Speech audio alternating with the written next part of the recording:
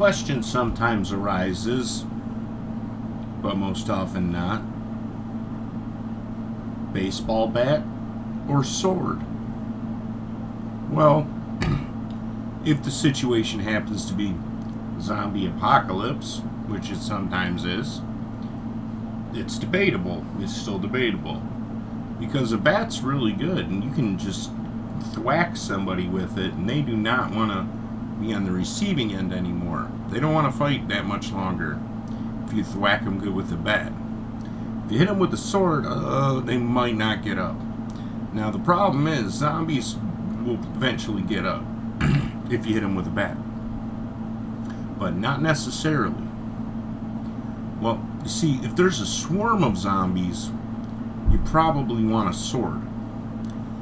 But that's, maybe it's not necessary. Once you swing it 20, 30 times, you're going to start to get tired. Either way, if it is a sword or a bat. Now, you're going to say, oh, samurai swords are so light or whatever. Maybe. But, when you're at bat, you only swing 10 times, Well, that's, once you get warmed up, But if you're in a squad, you probably want the bat. You don't want to hit your guy accidentally with a sword and cripple him. Now you're down a good man. Hitting with the bat accidentally usually doesn't hurt that bad. He's just like, he's got a wicked frog or a wicked shiner, If you hit him with the sword accidentally, you might take him out. So you got to keep those factors in mind. Now, carrying around both, it's a lot of clunk, You really only want one. And, a bat is just kind of something you don't sheath. You just kind of carry it in your hand. Whereas a sword is something you put away because you might hit it on something. But then you got to have it on your hip or on your back. And that makes it harder to get through some places.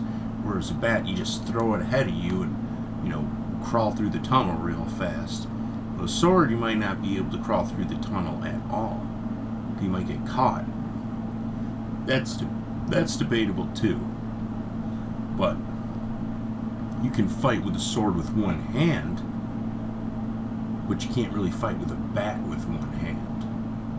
So maybe the sword has an advantage in that, where the bat fails. But if you hit anything with a bat real hard, it's going down for at least a second or two, And even if you're using a sword style with a bat, it can be pretty effective. Whereas if you hit a sword on something, you can mar it up real bad. It just puts another ding in your bat, and it doesn't really mean anything. But that brings up another question. Do you want to use a aluminum bat? Or do you want to use a wood bat?